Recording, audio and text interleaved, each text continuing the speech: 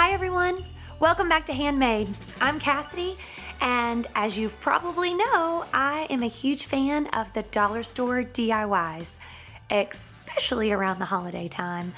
So this year I knew I wanted my gifts to have that extra special touch.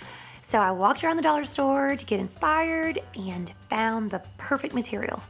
Don't you want to know what it is? You know you do. So let's get started. I see these metal tins every year at the dollar store, and this year they're coming home with me for a big upgrade.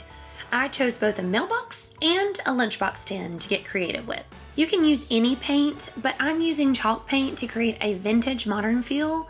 I also wanted to incorporate different textures and materials in this project, especially things that I already had in my craft stuff, like this cardstock. If you're like me, you don't want to waste any of that expensive cardstock. So here's a trick. Trace the size you need onto a plain sheet of paper first, then use that to cut your cardstock. Now, if you're confident in your cutting skills, you can just measure the box first. Either way works. Once everything is pre-cut, it's time to glue.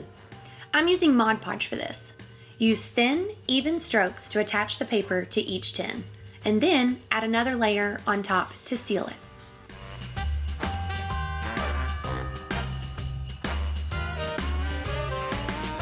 I love how classic and modern this is turning out. It really is changing the whole feel of the tin.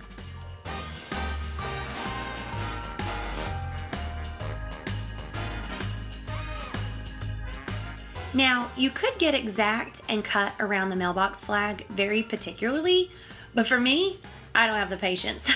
So I just made it a modern V and kept it easy.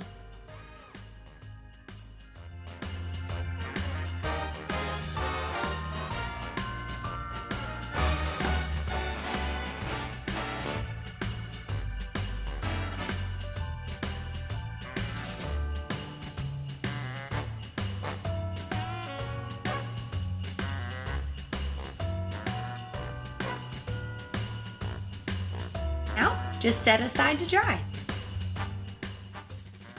Now that the outside Mod Podge has dried, I'm gonna move on to the flag. And the other thing that makes me super happy, glitter. So of course, I'm gonna make sure that the flag is super bold and covered in glitter.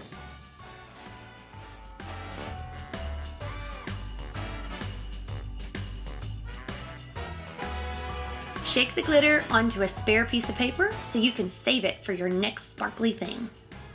It is time for those finishing touches. I'm adding a wooden bead on top where I'm going to hang a gift tag and a tassel. I made this with some scrap trim that I already had. I love all the texture.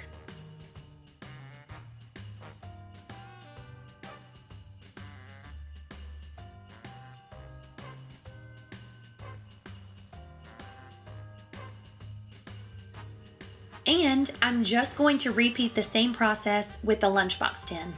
Cut cardstock to size, glue it on, and seal with another layer of glue.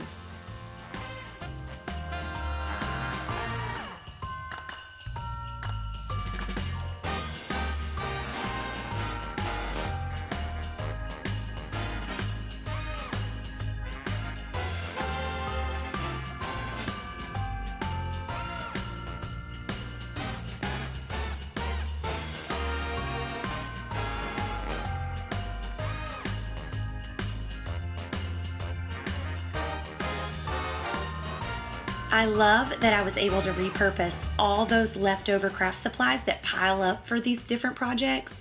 Now I have more room for new supplies in the new year. Woohoo!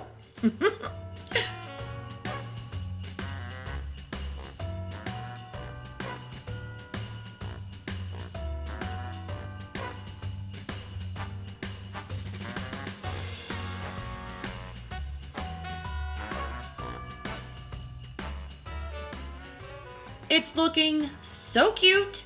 Woo!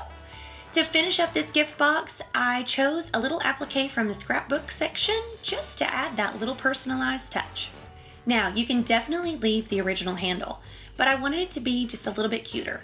So I'm replacing it with some ribbon and string. A small pair of scissors will really help you here, and it helps to push the ribbon through the hole. I then trimmed up the ribbon and hot glued it into place.